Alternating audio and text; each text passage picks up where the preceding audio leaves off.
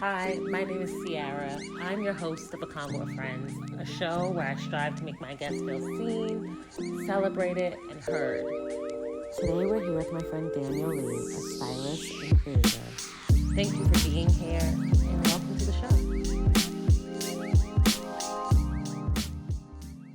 So, we're here at Chez Matin again. They welcomed us back, guys. I'm really excited to be here.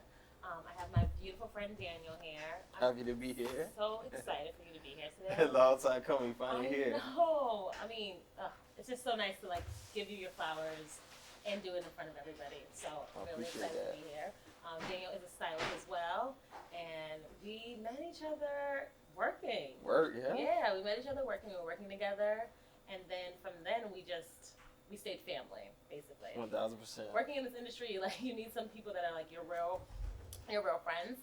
So yeah, that kind of is how we met, and I'm just excited to have you here. So excited to be here. Thanks for having me. Of course. I guess my first question is, when did you fall in love with styling? Like, when did you know you wanted to be a stylist?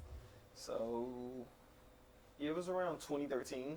Mm-hmm. I kind of around the same time that Instagram was kind of came out around that time, 2012, 2013, and I started to really I was at college at the time at East Carolina in Greenville, North Carolina, and I had changed my major from pre-dental to fashion merchandising.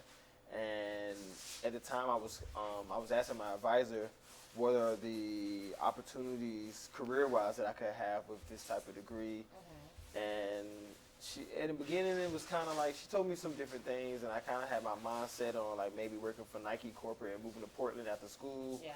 But then I just really did like a deep dive that summer before my junior year, and I just fell in love with.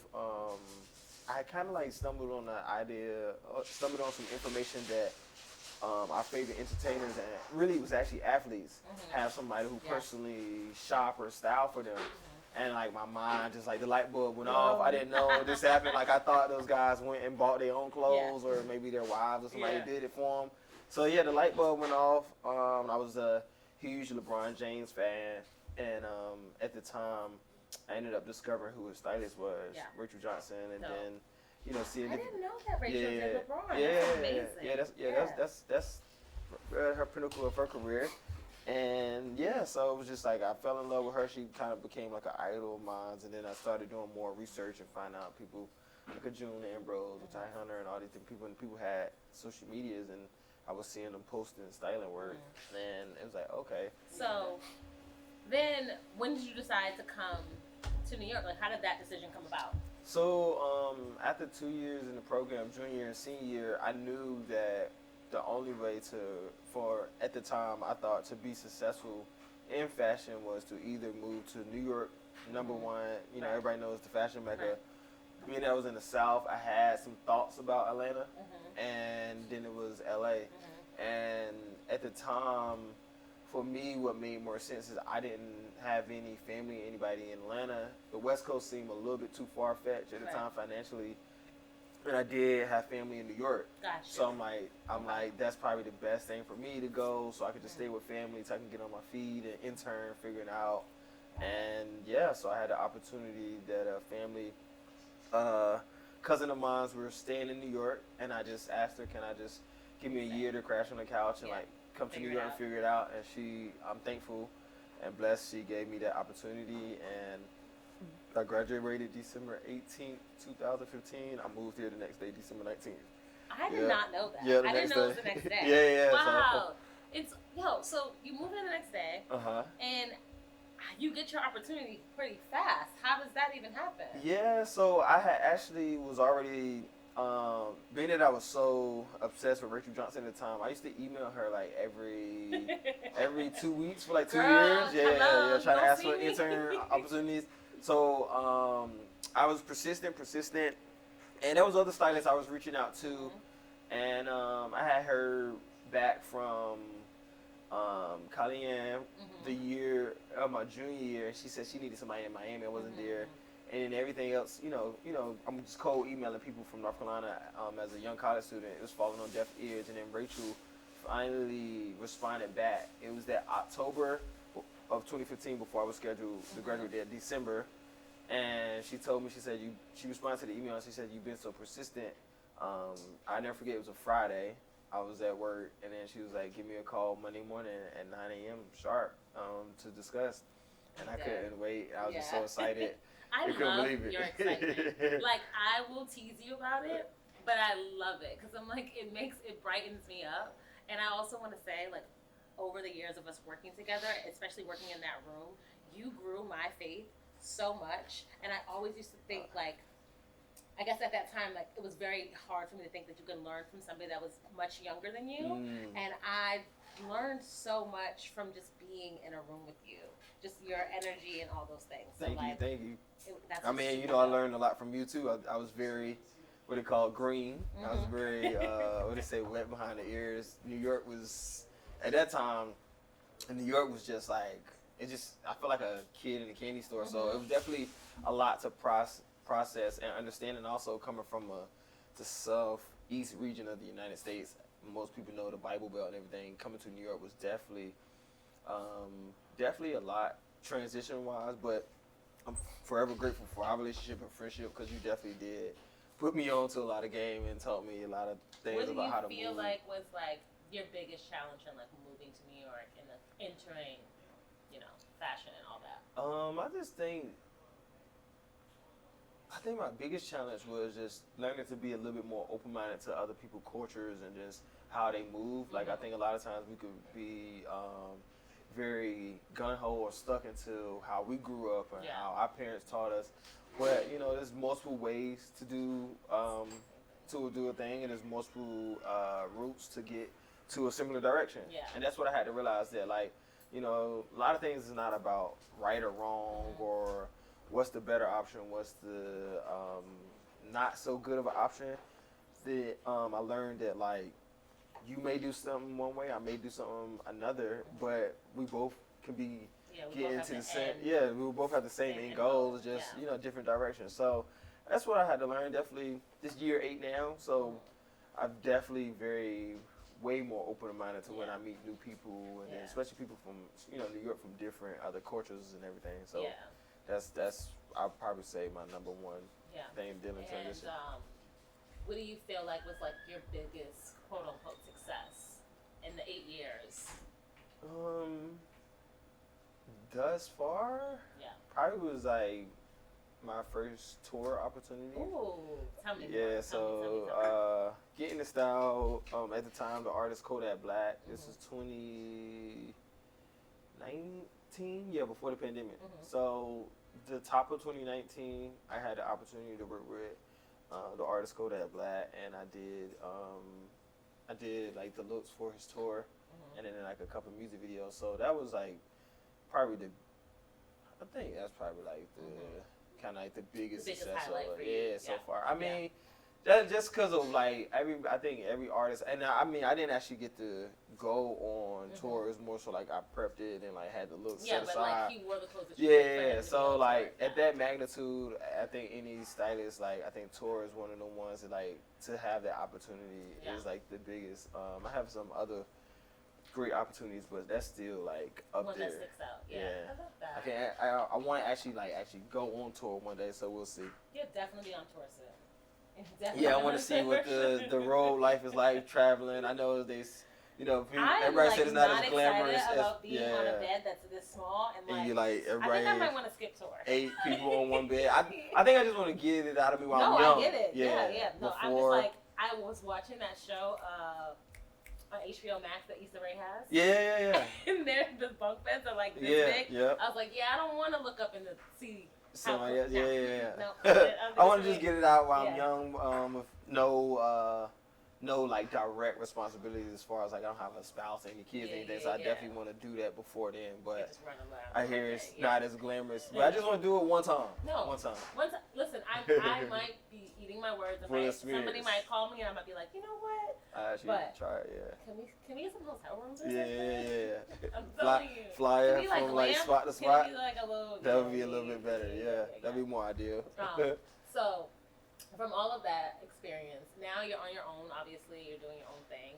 Like, what are the things that you want to do for 2024? Since it's so near, you know? Yes, 2024.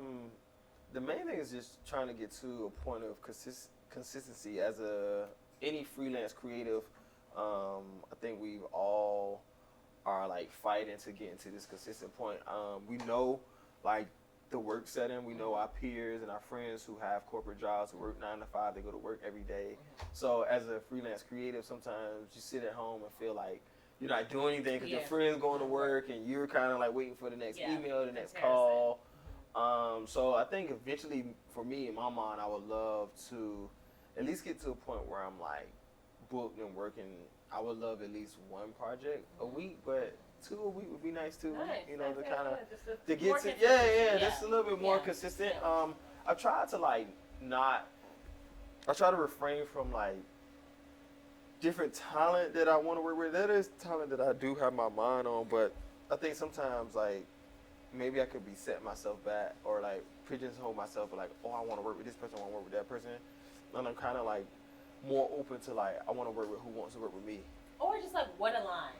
Correct. Yes. Like I feel like timing. Yeah, like what?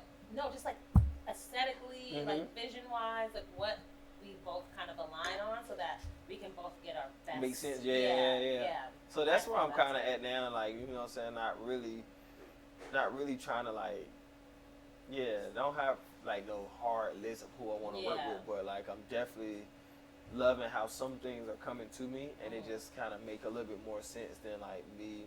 And I still do, obviously, we can never stop but reaching out and trying to work with different talent that I think I would align with, but some things kind of come to us as New York, talking to people. Yeah, and those things are the things that I'm like, I get so excited about, where I'm just casually in conversation, and there's all this alignment. I'm like, I don't know what that feeling is, but it's like curiosity meets the opportunity, where you're just like, oh my God, this works, you know? Like, so I had that the other day where I was having a meeting with somebody, and I randomly said a talent, and she was like, oh my God, I would love to work with this talent. I'm like, this can work. And so it feels like serendipity or something. Yeah. You know? That's the perfect word for it. I love that too.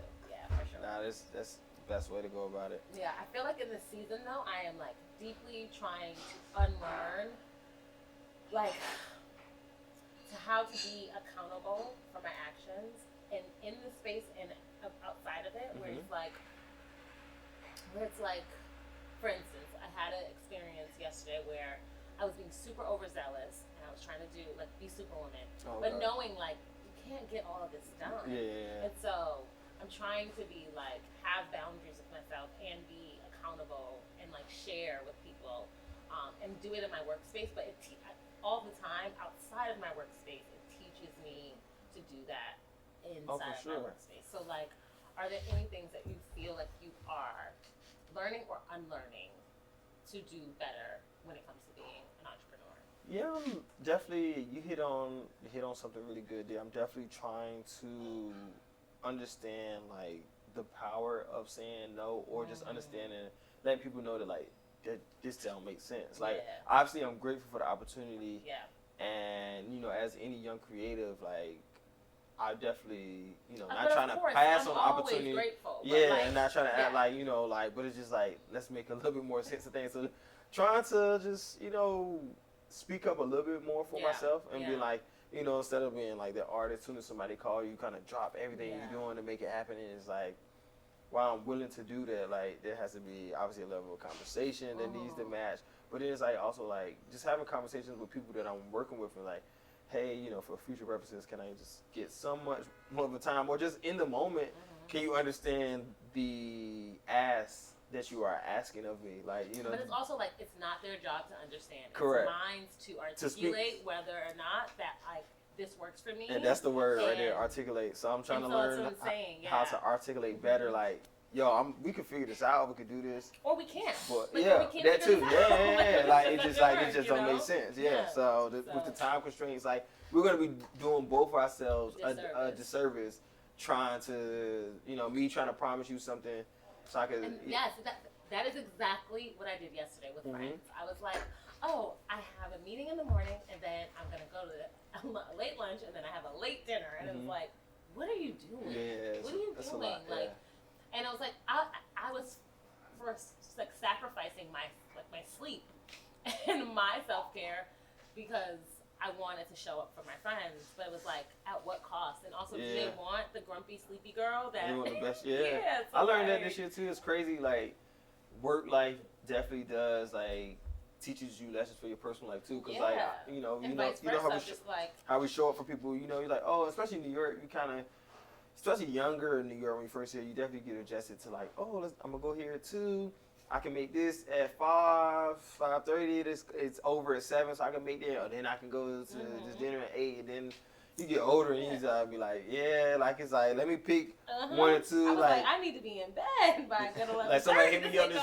Somebody hit me up this weekend and was like, oh, come to this show and this art is it been in like I was like a year. Yeah, probably a year or 2 ago, at least for sure 3 years ago. I would have like, oh yeah, for sure. Got up, got dressed, showered just to be there. And now I'm just like. But I think I have relationships with people that are centered around that. Okay. That are centered around, oh, for sure, whatever you need. Okay. And then it's like you're not thinking about you. And now you've forgotten yourself, you've abandoned yourself in this relationship, and you're not really going to show up for them in the best way possible. So maybe take a beat and be like, actually, my schedule does not allow that today, but maybe we can do this. And I think younger me was always like, showing up meant showing love. And so that was the best form that I can show love because younger me financially wasn't in a space to show love, like by sending flowers or like whatever the case may be. So it was like being there, but like that is actually taxing and I can't always be there. And so you are not Superwoman, you are not a robot. And why not? These people love you. Come when you can actually show up. So I've just been being like more realistic with my time and my space. And also like valid. I like to spend a little bit of my time alone and like figure it out. So yeah. When do you feel the most seen in your work? Or when do you feel the most seen in general? Like when do you feel like like people really see you for who you show up to be? I mean, to be honest, it's really just like my siblings, with my family, just like excited for something that I did. Like, and I think any creative, I think I definitely used to care about what the masses think. Obviously, through social media, everybody wants good feedback. You know, you'd be lying to yourself if you say you didn't. But I don't really care about that no more. I appreciate it. I'm thankful for my friends and stuff when I do post my work or share what I've recently done creatively and get the praise that I get. But it's really just like my siblings. Like for my siblings to hit me in the sibling group chat and be like, yo, that's dope, bro, like that's fire, or like maybe they seen something on YouTube and whatnot and be like, yo, my brother styled that. I think that's now that's the best. That's how I feel. Like, David, like, my my brother says, like, Sierra, you did that, or like he is now growing up to be this bright human and he gives me advice and I'm just like, or award show will come up into my family, be like, yo, if you leave working that, and then like they tell their friends, like my brothers, like they in North Carolina watching it on TV, and like my brothers in LA actually there. So that's the best, like most seen now, gives me the most fulfilled feeling these days for sure. Yeah, for sure. Okay. 1000%. I love that. I feel the same because when I'm like when anybody when I did the Essence thing and my family was like so. My group chat was blowing up. My aunt said, I posted it on Facebook. And like, I don't even get on Facebook. I don't. I love it. I love that you love me enough to show all your other friends on Facebook. My niece did this. So, like, yes, those things are that's super the most rewarding, for super affirming.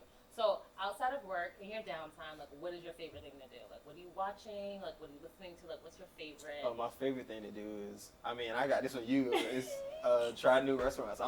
I know, you have a whole Instagram about it. Yeah, so... Yo, okay, so please, like, I need some tea on this. Because first off, the Instagram is private. I said, damn, you trying to be funny. Yes. But this is private. Wait, so it started off where, like... So I really was, like, going to different restaurants. A lot of ones... You know where it all started? It all started, and I can't remember the name of it, but it was a Jamaican spot that you put me on. It used to be in the Lower East Side. We used to go after work. And that's the first time I ever had. It doesn't exist anymore. It's right where Last Lap used to be. Correct. Yes. So you introduced me to curry, and then that was the didn't know that. That was the first time I had curry goat. Because I had curry chicken for the first time. And it was like I remember I used to just pick what I know, so let me get chicken. But I remember one time I tried curry goat, and I've been in love with curry goat ever since then. Like I probably get Jamaican food at least once a week, if not once every other week. So it started from there. And then just different spots you would tell me about, and then I would go back and try. Ipudu is still a staple. Love it. Like Ipudu's top 5. Yeah, I don't care. top for five. sure. Yeah, Every time friends come in town, I take them take them there. And it's decently priced, so it's like Great price. I Great can ball price. out a little bit Been on on a you. couple of dates there. They just like Ipudu just checks all the boxes. Yes. So it's just them from there, and then like then I just got a little bit more like.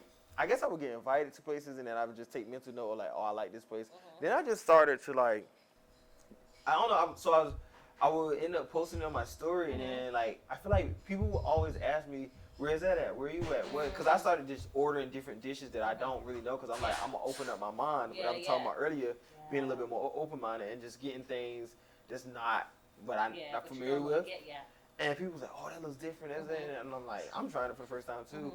But then I just realized that like a lot of people just ask me for places that never go, because I would follow them like, oh, have you checked it out? You been? Oh, I haven't had time yet. And I'm like, I'm wasting my breath telling y'all. So I got to the point where I was just like, I started posting it, but I wasn't tagging where I'm at, and I was gatekeeping. And it just started to become a running joke, and it just started. I'm not gonna hold it. It started to feel good because like I'm there, and like I'm not gonna tell you where I'm at. But people want to know. And then that's also places that you go, and then I feel like you tell people, and then it just get too hot, and you go there, and that's what happens. Now it's like 2-3 hours to eat, and I'm like, yo, I used to pull up here and could get a seat, and I'm like, I'm straight on like. But it's like you want the place to like get. Oh the yeah, love, you definitely want to thrive, so you're like, okay, for sure. cool. Yeah. But then it's like, damn, I can't get nothing. Yeah, like a 2-3 hour wait is just like crazy. So that's the stuff, and then I was like, all right. So I was like, for now, I don't know where it's gonna go. I don't have any plans with it. I don't plan on. I also.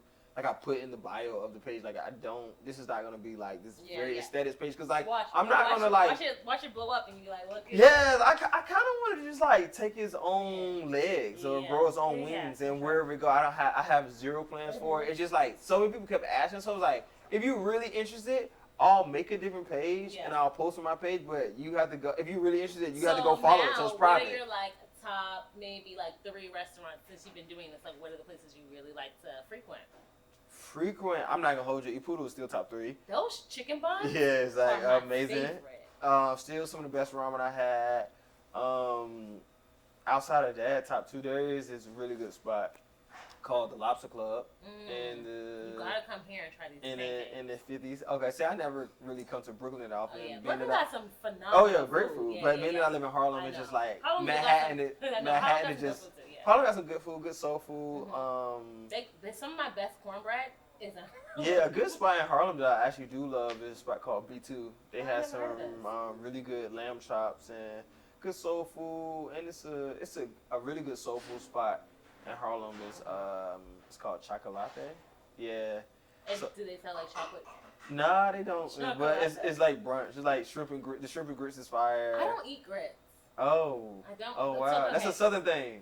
The thing is, like, being from Boston, y'all didn't grow up on grits. It's not really like being from Boston. It's like being from my household. Okay. Like oatmeal. I love oatmeal. Okay. I had oatmeal this morning. Okay. I love good oatmeal, but I don't like grainy porridge and stuff like that. So I never.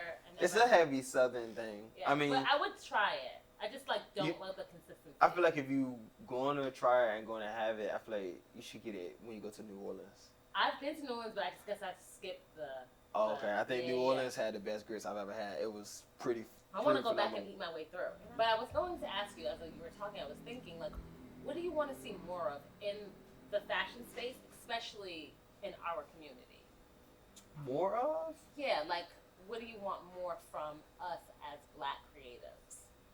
I mean, numero uno, I really just want us to get more opportunities. Yeah. I want one of my goals is I would love for it to be the day where the talent pool, to those who will make the calls and call the shots and hire different talent for various projects, I hope we get to a day where Black talent is equally considerable as our other cultural counterparts. Yeah. So what I would love to see more, because one of the things that, and I'm for all creatives of all races and culture. I don't believe, one is better than the other, but there are certain fits that I think may be best. And when I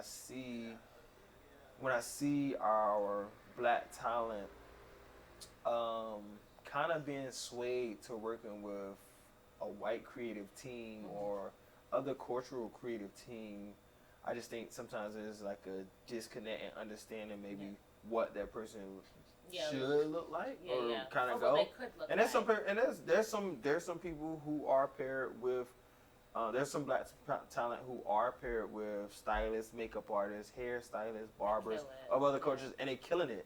I just hope that in our industry, people are like actually doing the checks and balances and making sure like it still look good, and if it doesn't, if it don't, then just someone that has some checks and balances and be like, okay, maybe this not a good fit.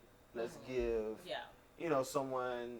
Let's pair this black talent up with a black stylist or a black makeup artist or black hairstylist, black barber. See if you get a little bit better results. Yeah, there's more. I would just love to see a little bit more of that. I'm not sure if the grace is as extended to us as it is for others. I think for me, I'm mostly just like excited to see black and brown creatives be championed in a way in which it's not a crab in the bucket type of mentality where it can't only be one, because I think that we need a little bit more work on. Right. For sure. And I think that's what I was saying when it comes to like championing one another, because it's like there is truly space for us all, but I also understand like you've been taught for so long that there's not, and like and so you get because there's like in like there's like a top costume designer, but even like the Andre Leontalis of the world, like he was really taught like there's one, and so like there could be versions of him, and so like why not champion people that look like you to be in these positions, and like when you're pivoting, when you're moving on, when you want to take on other jobs, like the same thing that we're talking about as far as like I cannot be Superman, I can't do it all.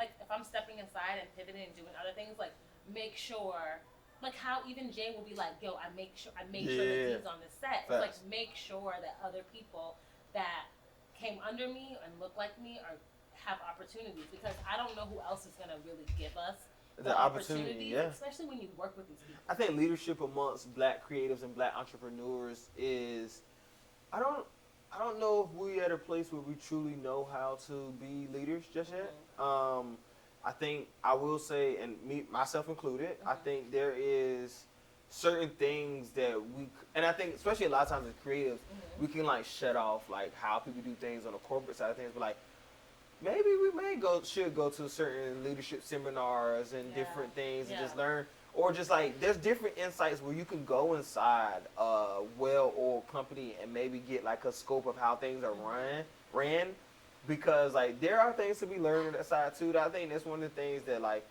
I also had to change my mind too, as well as being a creative.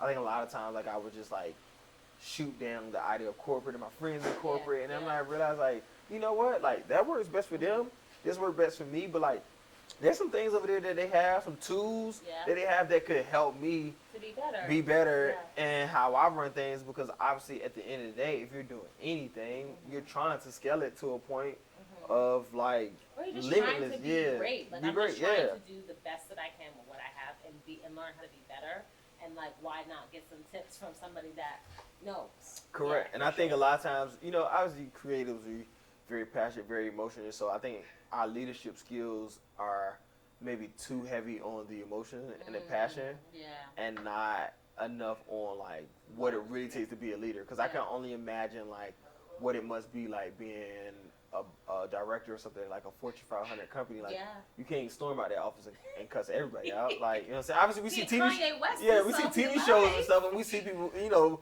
movies and stuff where the boss is like in the office and they come out and go crazy.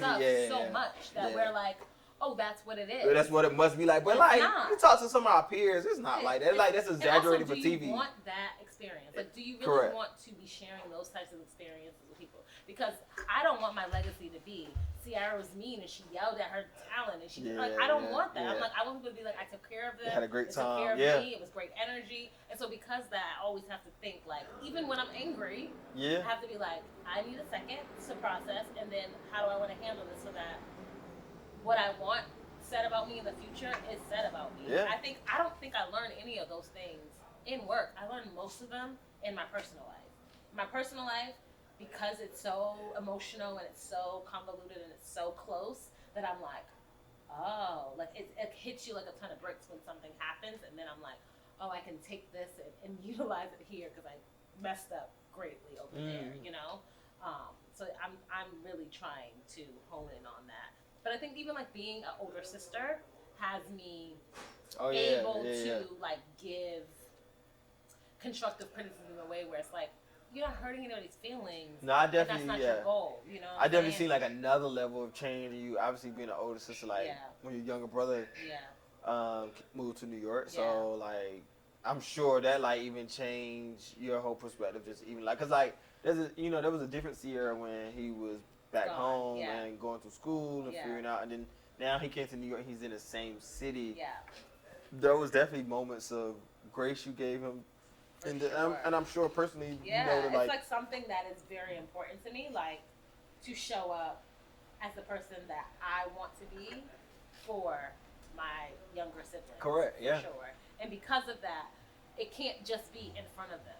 It needs to be when they are not seeing it, so that I can like constantly show up as that person. And it happens in my workplace, in my friendships, whatever the case may be. I mean, obviously I drop the ball often, but I'm just saying my goal is to not drop the ball, and I want us in community to do a better job of loving each other, because we really are the only ones that really know how to root for each other. I appreciate when other people outside of my community root for me, but you know what it's like. Yeah. So when you root for me, it's different. Yeah. And so I just want more of that. I just want more of that in fashion, especially. So, who has been your most like influential teacher in this space, like in this like creative space? Obviously, I mentor where we met, Jason. Remember, yeah. Like it's in this space as far as style, as far as it pertains to styling, 1000%.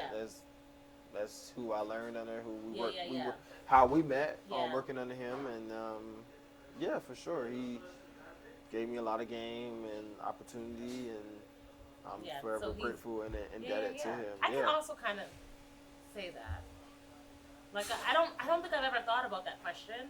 I know from the conversation we had, you've had multiple mentors at various levels of your life. To me, mentorship is different. Okay. Mentorship is like more intentional. Okay. And so I don't feel like I've had a mentor. I feel like there are people that I've learned from, for sure. But I don't feel like there are people that have specifically taken me under their wing and said, I want, like, what you want for you, I want for you. So wait, so take mentorship out. You also had multiple jobs and bosses in your New York journey. Who have given me a lot of insight, for sure. Yeah, thankfully, I mean, it's just by God. I've just been blessed where I didn't have multiple bosses. So, what else do you credit in your journey? Do you, because you've made me like sit deeper in my faith, and I really, really, really, really appreciate that. Oh, thank you. And so, is that something that has gotten you through being an entrepreneur? Like, how do you? Oh, 1000%. That's numero uno. Crediting God for sure. You know, as a believer in Jesus Christ, you know, my Lord and Savior, I am forever indebted and will forever credit. I tell a lot of people, like, I'm living a God dream. Like, I'm truly living a God dream that, like, there is things that I thought I wanted life to do for me or happen this way or go this way. And it never really went the way I wanted, but the end outcome ended up being better than what I even thought. So that's where, like, the whole, like, my company name, Plot Twist, came from. So forever will credit my faith. There's been times, and obviously, you know, I'm not here to force any religious beliefs on anyone, but I do believe that as humans, there has to be some level of belief or something bigger than you for us to like hold on to, because life isn't as easy as we make it seem, and things do get dark sometimes, and it's like, who do you hold on to? Because sometimes you get to the point where like you're tired of crying to your family because you're tired of telling them the repeat story, you're tired of telling your friends what's going on, and sometimes you really get to the point it's just you in your room or wherever you live, whatever. It's you in your space, And like, what do you hold on to when it's just you? And for me, it's my faith in God. Like understanding that, like, I seen something. I went to CultureCon this year where Tiana Taylor had said a quote that stuck with me. She was like, "The wait was not punishment; it was preparation."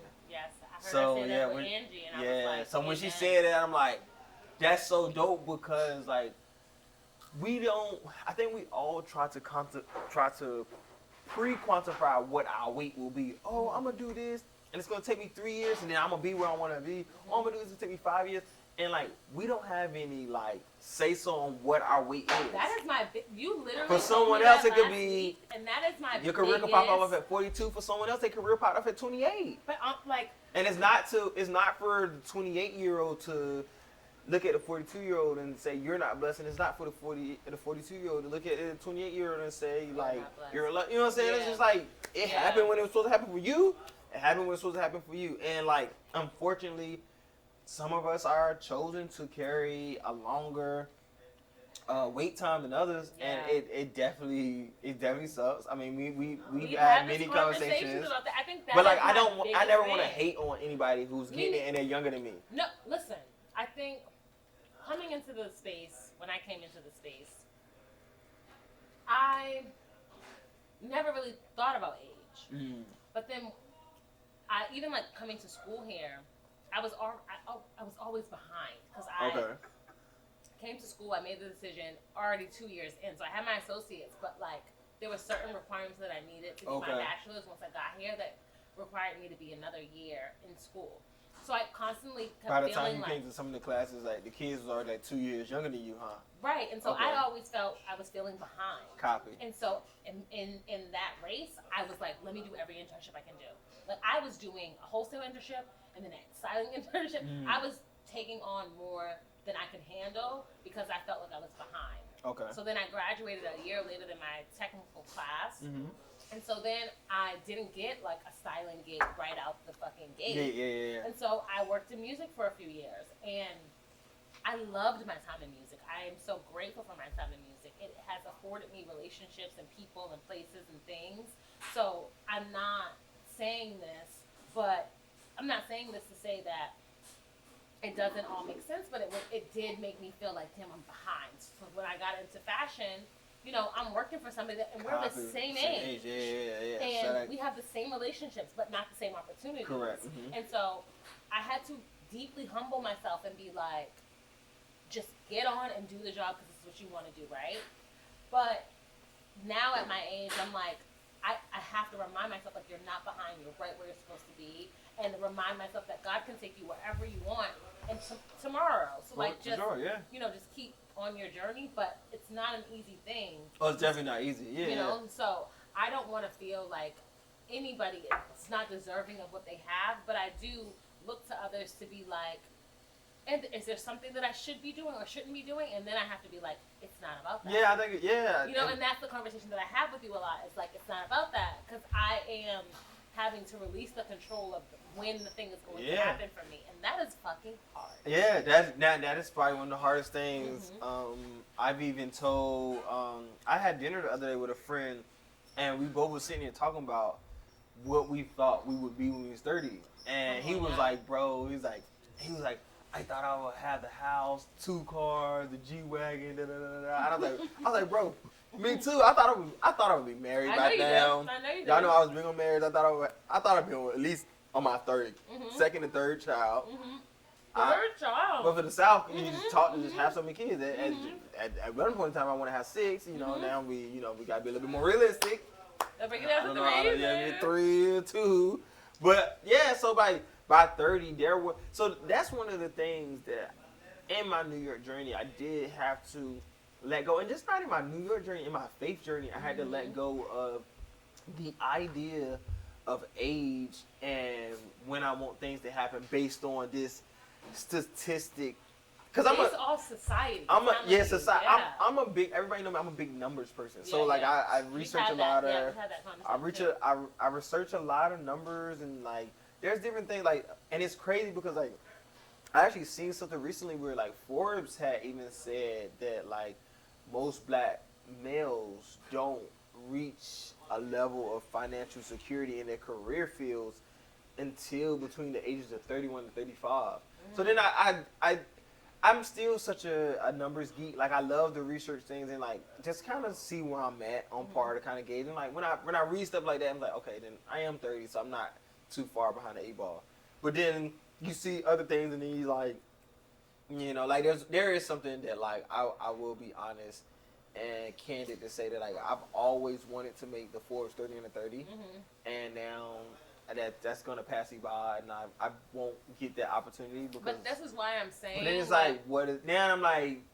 It's not important. What does that matter? Like, you know, like I love all my friends who made it. I'm happy for them. Yeah. But then it's like, yo, it's like that's just not part. That wasn't in the Part cards of the for me. story. Yeah. And I had to realize because I would say like when you are so goal oriented, if you hold on to these goals too hard, you can actually end up turning that desire into hate because when somebody else gets it and you don't. Yeah. Now you start to question why them and not you, and then you start to like hate on it. He's like, nah, that's whack. Like I never want to carry that energy. Like everybody who made Forbes 30 under 30 that I know around me, I'm happy for you. Like that's that's something I always wanted to do. I didn't get to do it, so it's dope. But it's like it's also like some of those same people will look at me like, but like PV, like I'm kind of like I like would love to get to where you were in life. Yeah. So then, like, I don't know, just, you know, I finally got to a point now where, like, it's kind of like, we want to be praised, we want to be, you know, any creative want to be loved for what we do, but it's like, to what level does these accolades really mean? And, like, what value do they really hold? Like, I don't want it to, I don't even know the right term in this moment. And maybe I wasn't ready. Like, maybe I would have gotten, what if I would have gotten that, and then, like, I egotistically start to do things you weren't proud of. Correct. Yeah. Because I'm like, I'm this and I'm that now. And then I'm carrying around this. It's like the weight that you put on things that deem to be important, and then you're like, actually, I don't need that for me to know that, like, I hold value in my space and in myself and all the things. So, like, I deeply agree with that. And I've had to constantly fight privately the ageism of society telling me by this age, and I think, you know, for women, it does sometimes feel very like heavy and pressure filled because we have like a biological clock. Yeah, I have to have kids, correct. So, I like, can only imagine. You know, when you want certain things, and I'm not even deeply in a rush. Like I'm like, Lord, universe, give me all the knowledge before I have these children, before I have to move a little bit slowly. Like I'm not in a rush, but for some reason I'm like, but my body is, and so I feel kind of like attacked in a way, like.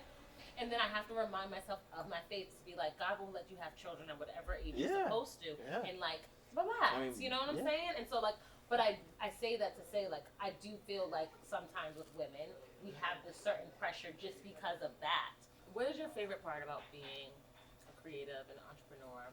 I do love the freedom that this career gives you. Even when I was just like an assistant, like it's just like, it just, I never really wanted to be in like this crazy like work setting where it like felt like work.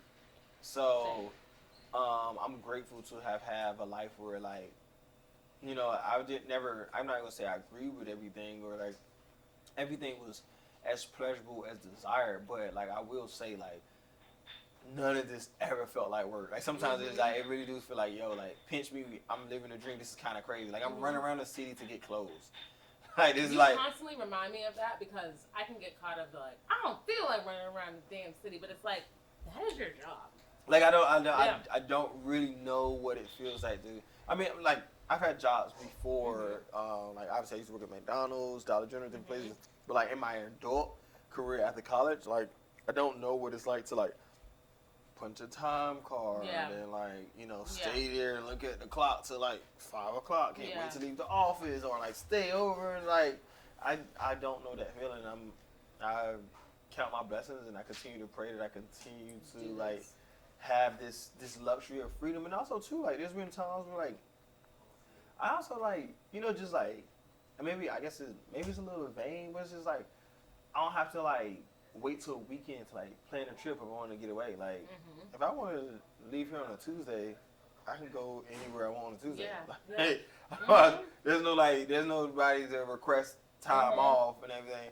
Obviously, that comes with like great responsibility. Yeah. You know, you have to be in a place where you can financially do certain things. But there have been ups and downs and times in this career where the finances is good. It was like I can go somewhere on a Monday. Yep. And I'm not and if worried work or comes pressed.